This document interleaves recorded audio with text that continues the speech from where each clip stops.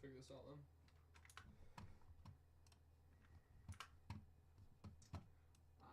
This is annoying.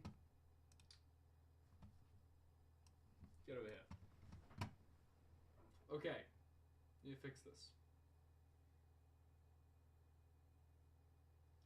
I need to change this. Take this off. Add a new. macOS screen capture. Yes. Add another one. Cancel. I need to drag it. So it's like where his head is there. That's there. Drag it up.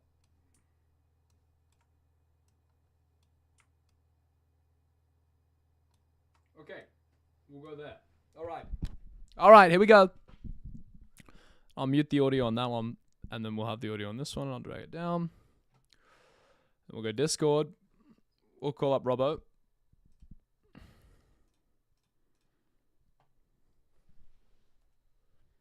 Hello. Hello. All right, let's go. Let's go. I am in draft. I'm on the YouTube stream, and first pick. And wait, what? What do you say? Yeah, they just banned. Okay, yeah, and hovering Elise right now, just locked in.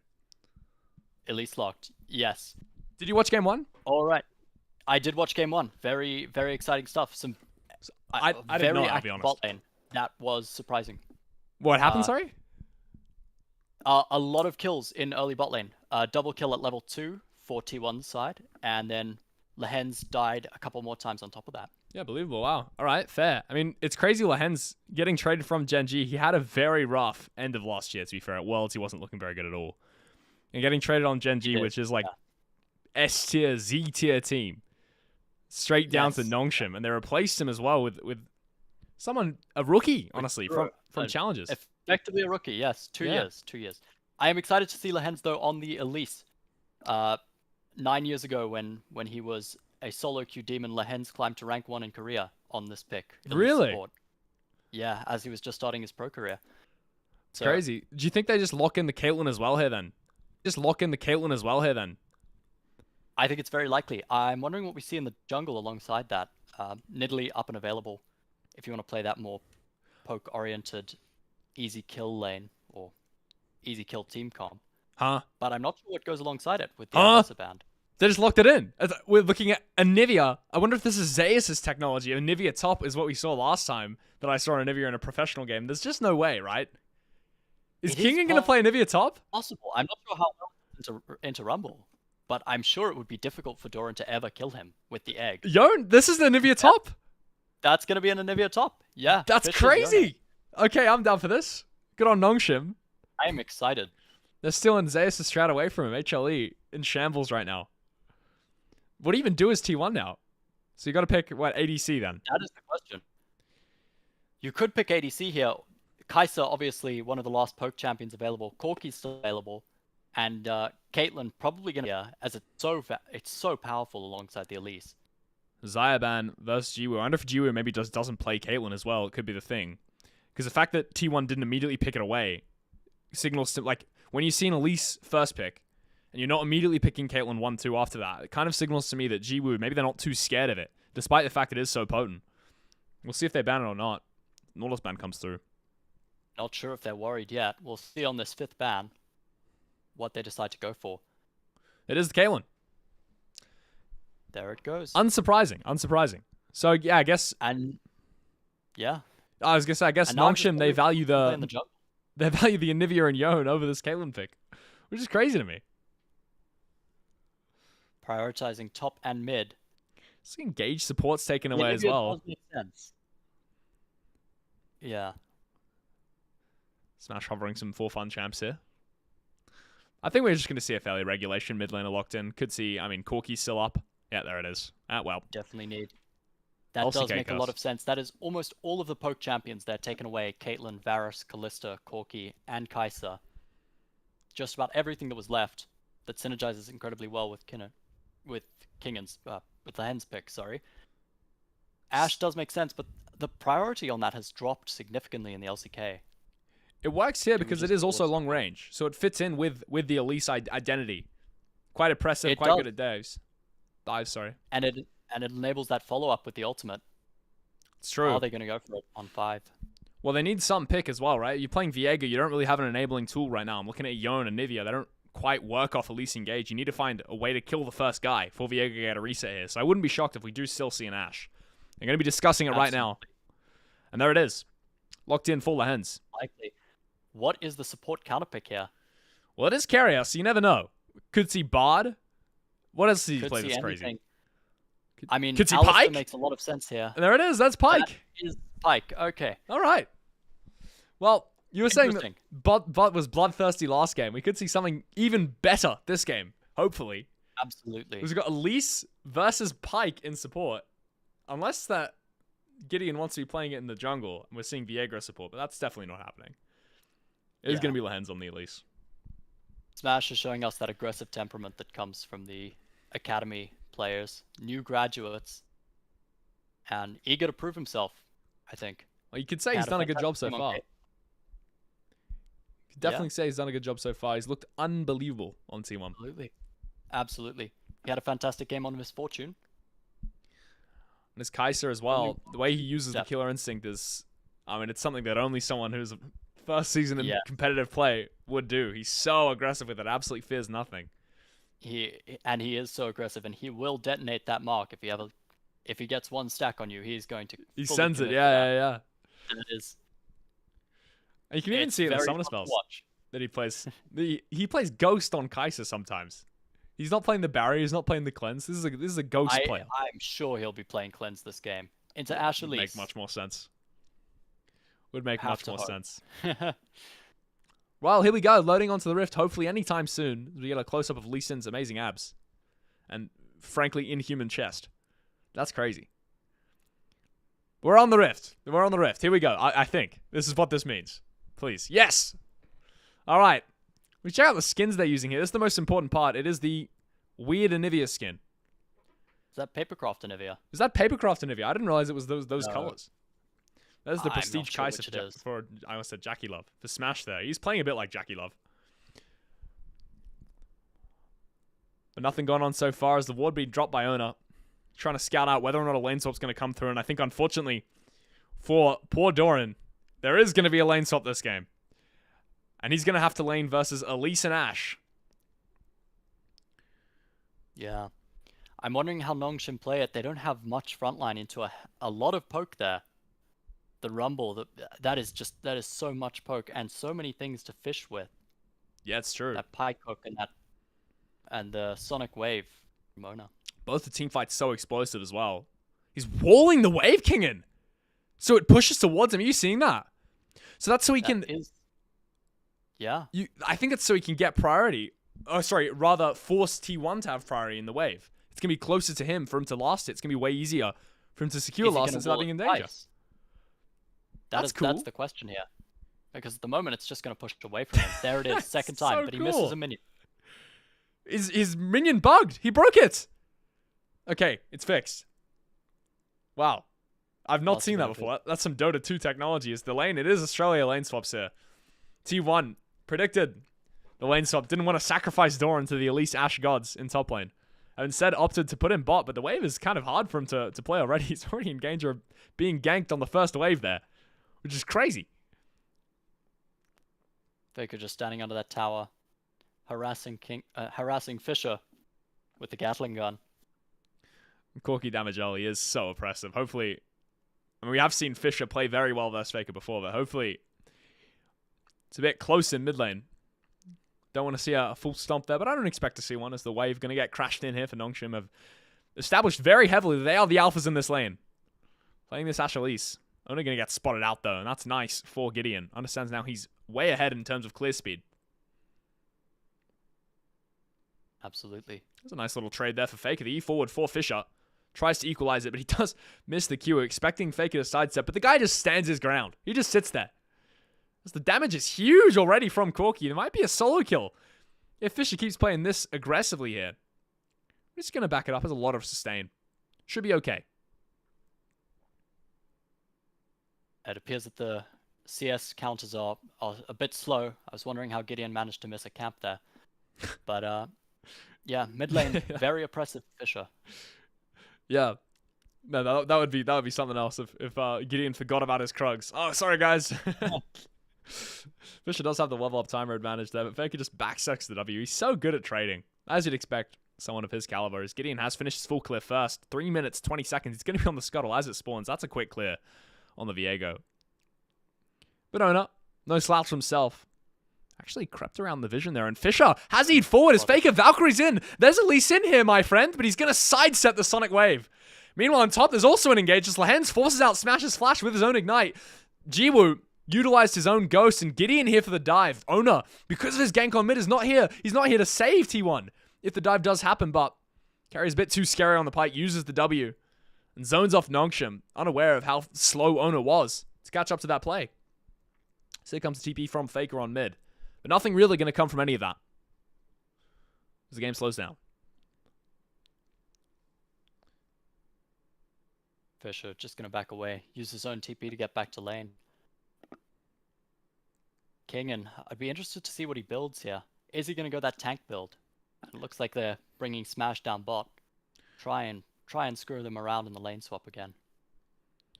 Should be playing for that Drake priority T1 here, but it's hard because your ADC doesn't have the summoner spells. It's only level 3. Doran has to crash this wave somehow so he can get a reset. He does. He's going to have help in a moment here. But there's just 0 solo kill pressure against the Anivia with passive up. It's so difficult. He uses the wall and just puts him in his face. There's a little bit of a taunt there as Lehens is actually on mid there, but he misses this. Gotta not say cum shot. Don't say cum shot, man. It's not called cum shot. What's it even called? Cocoon. Cocoon. Yeah, that's why my brain wanted to say cum shot, because all anyone ever says when you play. It's the only thing anyone calls it. The trade's still so oppressive here as Faker. He wants more there. There's the Valkyrie forward, forces out that Yon Q2, but he's still going to go for the solo kills. The flash from Fisher is very aggressive, and he forces out Faker's flash with the backup from the Hens. Most men in that situation would flash back to safety, but not Fisher.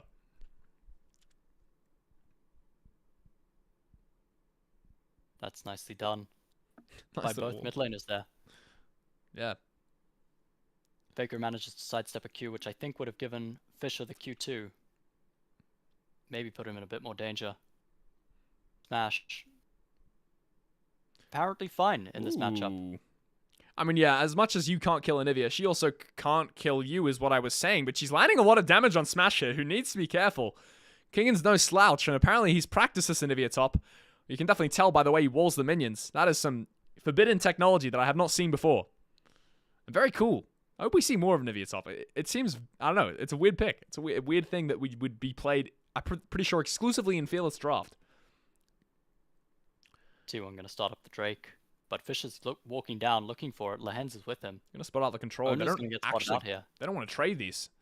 They don't want to trade Grubs for Drake here. Nongshim, they want both if they can. And Fisher going to find an angle onto Faker there because of the cocoon from Lehens. It's not going to quite be enough damage. The Sonic Wave from Ona lands on the spider, tries to squash it, but a little bit too tanky. It's one of those spiders with a hard shell. All of those exist in real life. The Equalizer going to start a forest fire and nothing else. Report that guy for arson. As Doran walks back top, head hung. No value found from that ultimate. T1 disengage the fight.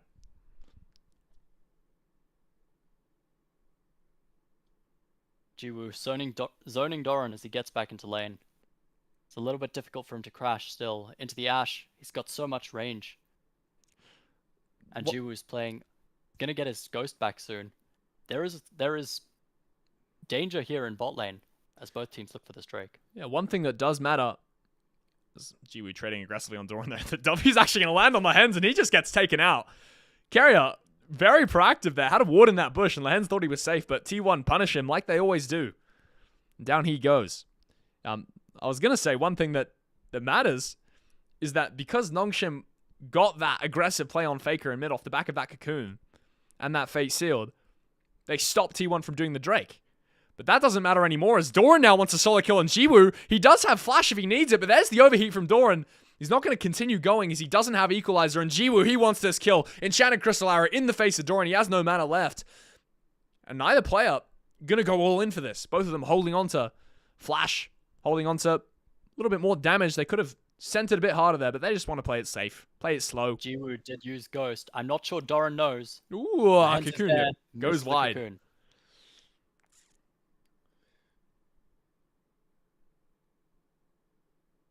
Not long now till Doran's ult's up. Jiwoo does have to back here. Carrier and Smash both moving out to the top side. Don't want to leave their top laner in the 1v2 for too long. See the replay of what happened here. Oh, it's just that Hunter Seeker missile straight into Lehens' face.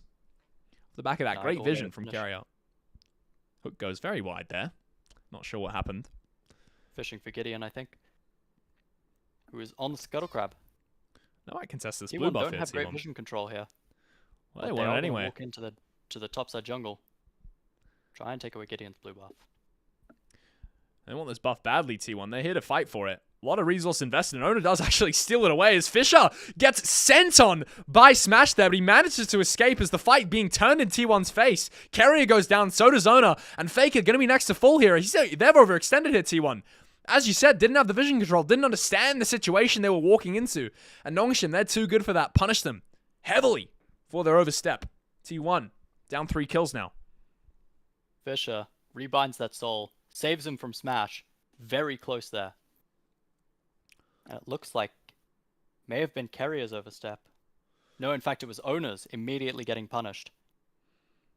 And Smash is just not with his team. 3 flashes. They take too much damage immediately. There's all the flashes there from T1. Punished, no mana, no flash. Doesn't have the Valkyrie. Actually, Faker didn't flash, did he? No. But Smash and Carrier did, and that's really annoying if you are T1 now, because you got Grubs to contest in 20 seconds. No real, method to do so. Absolutely. Doran's still on that bot side, and Fisher's going to match him. He has TP, though, so T1's going to be down a member. Speaks to me like they're giving this, then. As Kingan's rotated up as well. Getting close to that Rod of Ages. Might not be full tank here. We did see Rod of Ages the first time, and he has the tier, but it's whether or not he opts into Winter's Approach second. That will decide whether or not the Shinivia is going to be, a wall machine or going to do some damage, have some bite to it. And I hope it's a second option. I do want to see more damage. As uh-oh. I think with the amount of poke that T1 have. Hold on. Jiwoo doesn't know about Ona. Jiwoo doesn't know about Ona, and Ona knows about Jiwoo. And there's the kick in the face. It's an insect straight into the waiting arms of Smash. And he takes the kill for free. T1. Mechanical brilliance. This will give them priority on these grubs. Lehens just going to back out. It is still 4v4, though, because as you pointed out, Fisher has TP and Doran doesn't. Doran also with no way to stop Fisher's TP, but Nongshim don't want to fight this. Lehens is overstepped. Did Smash see him walk in that bush? Carrier for sure did. There's the hook. There's the ignite, and there's no repel for Lehens to save his life. This time, Pycult going to finish him off, and Kingan is going to be next to fall. Pycult takes him out, and the egg needs to die, and that's going to be a simple matter for T1. But there's a flash! 4-man ult for Fisher, as Gideon once more here. Doesn't have any Viego ults for the resets, but 2 corpses for T1, going to be more than enough for Gideon to continue the fight if he so chooses. Ona next to fall, but he ward hops out of the flash W from Gideon. Nothing else to come from that fight as T1 have the plague thrown in their face yet again. Great turn from Nongshim. Carrier manages to sneak a reset in the bush, and Nongshim are going to get the grubs off of that. It's 2 for 2. It was beautifully aggressive by Carrier and Faker at the start of that fight. But Fisher finding 4 people with his ultimate. Absolutely beautiful. Is completely alone here. But Doran doesn't know that. Otherwise, he would have sent it on Lehens there. Another crucial mistake, by the way, from Lehens. He's made 2 so far this game. Both to do with just thinking he's off vision when he's not. Walks into a control ward, but Carrier spots him walking into it, crucially. Look at this insect yet again. Oh my goodness, that's gorgeous. He's fast with it. Oh no. So I'm going to see the rest of this fight here. Watch this again. Faker taking half of Kingan's health immediately here. Carrier jumping on Lehens. 2 beautiful ultimates from Carrier. Great flash by Kingan, but it's just not enough. Carrier's still got the second ultimate. And Fisher here, flash forward after the Soul Unbound. Gideon's ult doesn't quite connect. If it does, maybe that's enough damage to finish off one more member of T1. It would have gotten Ona if that had just connected the first time. Insanely played from Fisher there. Stood up in the moment when his team needed him, but now Kingan in trouble. Not a tanky bird yet, just has the Rod of Ages, but very good at clearing the wave, that's for sure, as the hook is going to land for Carrier, but they call off the play T1. Never mind, Ona wants more, as he's just going to kick Kingan out of tower range. Understands that his ADC is a complete psychopath, and he's just waiting to pull the trigger on his ultimate. Does exactly that, and they go 1 for 1, but T1, they look happy with that play. Look how proactive they are. They want more here. Lehens chasing down Smash. This spider wants a kill. And he's going to get him! But still gets it. The TB, repel, just enough. TB from Faker. The fight's not over yet. There's the ult from Carrier to stun up Lehens, and Fisher wants this kill. He's going to get it. Carrier goes down too. Meanwhile, on the bot side, there's a solo kill happening. Doran's taking out the jungler. Gideon no chance to escape here as he runs into Jiwoo. But Jiwoo might lose this fight too as Doran's very strong. You can't run away from this guy, though. Ash, with the movement speed buff from the Herald. Never mind, we're going to look at topside as Faker's just managed to kill the Yone. I was going to yap a little bit more about what's going on down here, but it doesn't matter. Faker's taking more kills up there. 2 kills for him in that fight. 1 kill for Doran. And 1 kill for Smash. Fisher managed to dodge so many rockets during that fight, but the one that counts, he doesn't get away from. Faker, 2 big blast cones to get him out there. 2 big blast cones. What's the... can you take us through what the acronym for 2 big blast cones is? That's interesting. 2 BBCs. Crazy. Anyway, moving on swiftly as Lehens gets hooked over the wall by Carrier. Gonna be in trouble. Repelled down. He just keeps getting killed. And he's dead. You said he climbed on this elite support, but he's getting slaughtered on it by T1 here, making it look foolish. Carrier, so good on this pike. I doubted it a little bit. I thought maybe T1 would need a tank, but not if you can just take them out. I feel like I've not seen him lose on pike. Yeah. I don't think I've seen Carrier's pike since Worlds. We haven't seen it in the LCK, have we? No, not that I remember. I've watched every T1 game. The flash forward from Doran is what finishes off Gideon there. So much damage. Love how he tries to run to his ADC, but Jiwoo can't save him at that point. It's all over. Jiwoo being 3-1 is nice, but at the end of the day, the Ashe is more of a utility marksman than an attack damage carry. I think you really want those kills on Fisher or on Gideon. Yeah. That's where you're going to get the value if you're Nongshim. Should be able to see now if King has opted into the tank build or the damage build based on what he's purchased here. And it does look like we are going to see a damage-dealing bird rather than that useless tank variety that I saw Zeus play, which I'm more happy with. I'm happier with this. But it is 0-3. Nivea top getting punished pretty hard for its mistakes so far. Does get you free priority in a lane. Uh-oh, carry up. Not in any trouble. Just scared me for a second, but he's all good. At some point, that bot tower did fall, and I didn't notice that. Oh, yeah, that happened. Was first tower. Feats of strength claimed by... No, they're not. Were they claimed by T1? Yes. Is that line through it means? No, actually, they don't have the 3 kills, and they are going to lose the objective here, so that's the I Herald, think that's Feats of strength going over to Nongshim. That's not good. It is indeed. Boots upgrade. Yeah, that's really not good. Already. Really, really not good for T1. Doran's purchased the Swifties already. Doran very convinced that his team was going to get get him towards that swift march. Not going to happen for him. As now Ashe going to be a lot faster once she upgrades those boots. So is Yone. 2 champs that actually quite like that boot upgrade. Faker's phosphorus bomb, not quite finishing off the wave. It's unfortunate there. He might be overstaying as Lehens is walking up. Carrier's resetting. Doesn't have the support in the top side. These 2 teams permanently trying to make plays on each other. It's Lehens at the helm right now.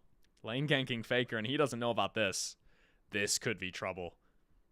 He's disciplined with it, though. Look at him. He's walking beside the wave there. He's going to cue the bush as well. He's got such a good spidey sense, which I guess you'd expect right now, but nothing going to come from this play at all. It's T1. Looking good.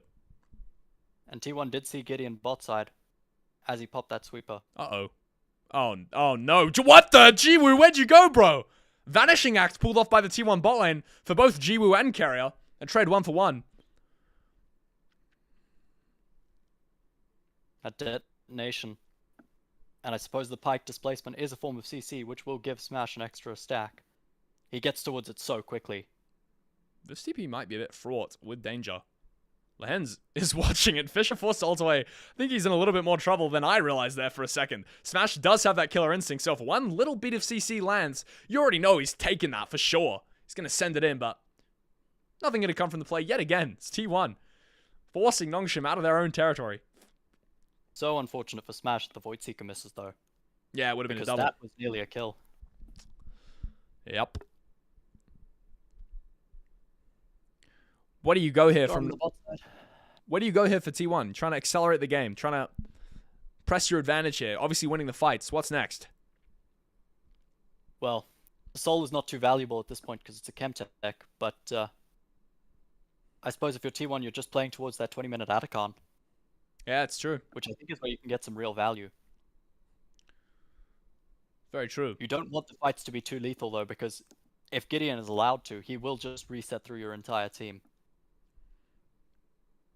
And with a setup from Fisher and Jiwoo, it's not hard to do. Yeah. He just needs to wait for the right moment. Yeah, no, 100%. Lehens might be the guy to find it. The Cocoon does land for the first time this game, I'm pretty sure, but Owner takes the Sonic Wave in. Warthops on top of Lehens. He's really trying to squash this bug. He's got an arachnophobia just inbuilt deep within him. So he will not refuse to take a Sonic Wave that he lands, ever. T1 going to take priority over the Drake. Nongshim going to use the Herald to flip that right now. As, once again, both players in top have TPs. So this could turn into a 5v5 very quickly. That Herald's not going to get a tower, though. No. And T1 are going to end up getting more resources for that play. Sonic Wave goes a little bit wide there. Oh my god, Enchanted Crystal Arrow right in Owner's face. And it's going to land, but he's going to get out somehow there as the Pike Hook signals the start of the re-engage from T1. And it's a gorgeous re-engage at that. 3 members of Nongshim alive. Down in a flash. I don't know. He's still alive. There's the Hunter missiles, but they're going to land on the minion there. Unfortunately. I thought the Ignite would take him out there for sure. Force Smash as the Equalizer. Going to continue the fight. This is Nongshim Kingen barely escaping with his life. But Carrier's not happy with that. He's going to seek him out. This Pike is hungry. You're on his list, and he's going to cross you off if he can. It's actually going to be the Seeker missiles finding their way into the bird's eyes. And it's an ace for T1. And that is both passive and kill for Anivia. Yeah, that sucks. They're in trouble now, Nongshim, 100%. Big trouble. 7k gold lead for T1. In a moment here, we're going to get an Atacon fight, and then Nongshim's in even more trouble because T1's very strong right now.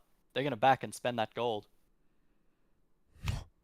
And Nongshim just get nothing from this fight. Owner's ticking down with the Ignite, but he lives here. Doran's TP in is not too late to drop the Equalizer. They managed to get Kingen, and they do so much damage to that tower, they take it out. Smash turns around before the W even lands there, because he knew. He knew. He knew it was going to hit. So much confidence in this ADC, and you can really see it how he plays. So Atacon can be given for free now. It's a Chemtech Drake for Nongshim, but that is a consolation prize at best. Participation at worst. Let's carry up. With the new improved Voracious Atacon buff, finds his way onto King in there and uses the Pike ultimate to try and get behind him, try and get that E stun. Not going to work out for him, though. Oh, no, Smash. He would have... I'm telling you, he would have taken that. He would have taken that 100%. He would have sent it. But now T1. Absolutely every day. They're in such a good spot. They really are. That Anivia is just not doing much of anything. And Lehens has been having a rough game. Having a rough series, to be honest. Yeah, the one thing the Anivia was meant to do was be good at not dying. And even that... Yeah. I mean, it's not done a particularly impressive job. Yeah, it's never been allowed to match the Rumble, which I think is where it really shines. But it takes so much poke damage from anything else. And credit to T1, they've been doing such a good job at accelerating this game. Always making plays, being proactive here. I think it's off the back of Carrier and Owner, the beating heart of this team. Always have been. We might see a fight break out here yet again. Any second. I think we are missing the Atacon timer. Ooh, just the proactivity I was talking about. T1, they want this engage, but nothing really going to happen here. Just poking, just prodding. Unless Owner chooses to take that Sonic Wave, but I don't think he will. Not a hook missed here for Carrier. He knows this dance, and he's not missing a step. T1 pressuring mid and bot at the same time. Something has to give, and it's going to be mid tier 2. So I believe the last 30 seconds of Atacon. So T1 want to start a fight right now then, is what you're saying. It looks like they're going to do that right now. Is the Voracious Atacon buff being taken away from Doran and Faker. Nongshim finds some value there, but they engage from T1. Follows up the 2 kills from Nongshim, and it means nothing for them. Because they lose their ADC seconds after, getting a small little advantage. Forcing Faker to reset, forcing Doran to reset, but now you're down an ADC for 30 seconds. And T1 just rolling back out on the map as Carrier wants to land that hook. First one I've seen him miss in quite a while. This is where some of the value from the inhibitor can be found, though. I'm really not sure where that timer is. Normally you expect to see it in the top right. Timer. Equalizer used by Doran. Wants the solo kill, but it's not going to be a solo kill. In fact, it's going to be an assisted kill by Faker, who's the one to steal it away for himself. Greedy mid laner there. That's where I ping and go AFK. But it works out for T1. So look at the replay. 10 kills. That Corki does so much damage. The rockets, the phosphorus bombs, the amount of poke coming through from T1 now. It's a strong composition, but it's just devastating when it gets this far ahead. We see Ona, the kick, let Smash follow up, and that's just beautifully done. It's what impressed me always about the Smash guy. I know I'm harping on about it, but it's how fast he R's the second that there's any piece of CC. He's spamming it. You can just tell that he's sitting there spamming the R button as Lehen's caught out yet again, but it's Carrier to pull the trigger on the kill, and Smash reaps the rewards. He's so crazy. Gold lead. Yeah. This is a lot like the first game. It's sort of a go next angle. There is no next, unfortunately. Heading home this afternoon. So is this an elimination series as well for Nongshim? I think it is. I believe so. Look at Carrier. Carrier wants this Ashley. Oh my goodness, there he goes. He just sees it. He doesn't miss. He doesn't miss this guy. And the instant follow-up from Smash, instant follow-up from Ona, and he goes down. Fishing for Jiwoo is for Gideon as well, sorry. T1, when they get a lead, they are one of the most brutal teams. They just do not relent. There is not a second where they're not permanently just putting in your face even more. Just robbing you in the dirt. They love that. Absolutely. Baron has been up for 1 second and they're on it already. It's dead. And it's down at less than 15. Baron died. That might be a speed run. That might be fastest Baron spawn to death timer I've ever seen. That was a 15-second Baron. It breathed for 15 seconds. The game's going to end before it spawns again, I do believe. Absolutely. I'm not sure where Nongshim go from here. Lehens might be caught out. He doesn't know either, Lehens, does he? Carrier's going to catch him here. There's nothing Lehens can do. Lands the cocoon, but it's futile. Absolutely futile. There's a repel. That's just going to buy himself some time, I guess, to think on his actions, as Fisher might find a solo kill on Faker, followed up by Gideon. Wait, hold on a second. Has the reset, does the Viego, and this could be a fight that Nongshim need. Viego gets another reset. It's on Doran this time. T1. Oh, no. Gideon, the Viego monster, is absolutely running circles around T1 in this team fight. The first time he's done it all game, though, is Pyke. The next person to fall, Jiwoo this time. The guy doing all the damage. But in Pyke form, Gideon is far weaker than his potential. Is finally Ona going to go down. As Void Seeker doesn't have it up and won't be able to follow up on that, so he's the only member of T1 to back away from now. He's got 1 minute and 50 seconds left on Baron. So important to preserve that for T1. That's their pressure on mid. That's their pressure on bot. Does he get to this dragon? Does he try to fish for a Void Seeker here? Surely he doesn't play this fight. Oh, he's Baker's fishing. got Doran's up in 7. I think Smash wants to fight it, you know? I think he had to be told to not fight it. Let's look at what happened here. I think if he had the far side, he would have gone for the steal there. Yeah. And honestly, I trust him to get that. Yeah, me too. Faker steps forward. The shield from... Is that shield bow that would have saved Fisher for a second there? Is so important. Means Gideon gets that reset. And then he takes the rumble and he takes the Pyke in the end. Nope. Speaking of Pyke, Carrier's just killed someone. This guy's on an absolute tear this game. He just cannot stop killing people. It's left and right. Everywhere I look, there's just a corpse with a little Pyke checkmark next to it. Another name off the list. Now bot tower going to go down to T1, who just take everything. They just take what they want. Smash is the only member with Baron, so Ona's not going to have too much pressure on that mid wave, but Nongshim are just giving it, trying to save this bot tower. Well, I wonder if they're going to be able to save either here.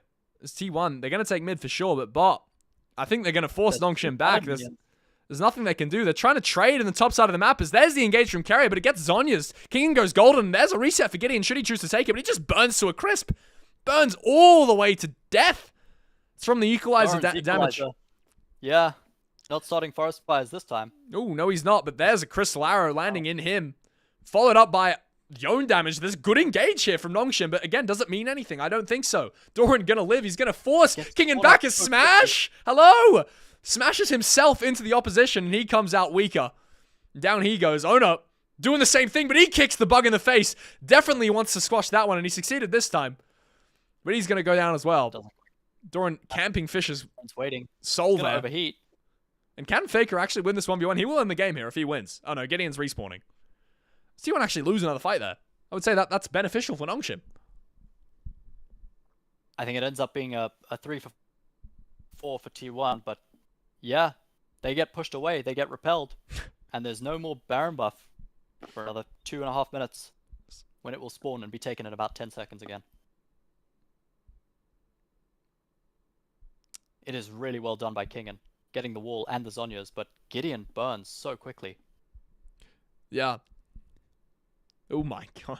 It's all the arrow as well. I mean, this is the first time we've seen Nongshim really find that pick and be able to activate. Doran even goes gold and he stops it from getting any value. I didn't realize. Every time that we cut to a replay, Carrier's getting a kill, man. Every single time. Lehens is dead. He's 4-9. You can't catch a break. I didn't notice in that last fight, but Ona had Guardian Angel, and that was popped. So. Ah, right. Okay, yeah. Well, that was before he did his little psycho play as well, when he went back in. Yeah. Managed to make something of that fight. I think without that, T1 lose heavily. I'm going to tell you what. If they take another fight like that, Nongshim, and they get a Dragon Soul off the back of it, we might have a game here. We might have a game 3 on our hands, potentially. Although Carrier is trying to solo kill Gideon here, but he's followed up by Ona. And I don't think this fight is actually what T1 won. 10k gold deficit, but... It is still a 10k gold deficit, but if they take fights like this, Nongshim, never mind. Down he goes, hooked into the pike execution there. As T1, they want more. That's a massive equalizer. Smash, he's just in there as well. He's in the backline. He's using that killer instinct to dive in, doing all the damage on Nongshim, and now they're all going to fall. One by one, as T1 going to end the game here. For sure this time. He can try to stall the wave, but he didn't catch this super minion. That's all Faker needs. He's going to end the game. Sets his sight on the Nexus here as Fisher, the only person left standing. Smash wants him. He's going to go melee range. Goes golden as well. Wait, can he hold this? No way. Barely was not able to. As now Smash can end the game as Doran's cooking an egg. He likes them burnt. That's the game. That is sunny side up for T1. Yeah. Beautifully done. Managed to capitalize on an incredible gold lead. And Smash, once again, so aggressive. It was a 2-3 deaths and so many kills. Carrier showing us the pike. It is just beautiful. Yeah, I love that pick. I just thought of I can't believe I didn't use this in the game, but I used it right at the end there. But like Rumble versus Anivia, if Rumble's ever queuing the Anivia passive, you can make jokes about like Rumble like boiling eggs and like frying eggs and like enjoying boiled eggs for dinner or something like that. That's a good line. Anyway. Yo, okay, you want one piece of feedback that I reckon we can do? Yeah. Okay, when there's replay, you, after a fight happens, you color cast and you immediately talk about what the fight means. Then sometimes you get a downtime after the replay. So this is what happens. Fight happens. I play the fight. Bang. Then, nothing for a bit. We go, holy shit, that fight was crazy. Then replay. And what I think should happen is during the replay, we only talk about what's on screen. So we reminisce about a fight for like literally 2 minutes after it happens. And then after that, we talk about what it means. Because then we get downtime. Do you know what I mean? Yeah. I think, because we're doing it the other way around a little bit. And I reckon if we swap that, we're going to be chilling. That's... Yes. Let me go check. In that 2 minutes where you have nothing else to talk about. Sure. Yes. Let me see chat. Carrier. The military haircut. It's appalling. He looks bad. I'm not a fan. I'm not a fan. Zeus' one looks terrible as well. It's fair to say he's not a fan either. Yeah. Alright, let me go check if my dinner's here. That was really fun, man. That was good. Alright. I'm gonna find my dinner. I'll be back. GG.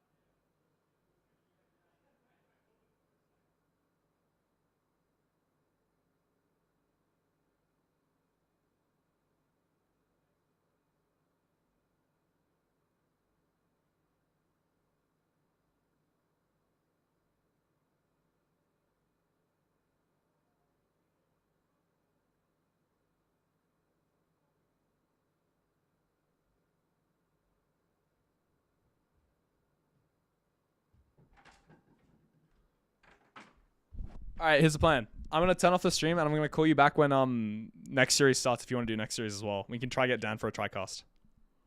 Okay, yeah, sure. All right, cool. I'll see you then. Are you gonna create a message thing with Dan, or are you gonna wait until he comes online? I'll message him.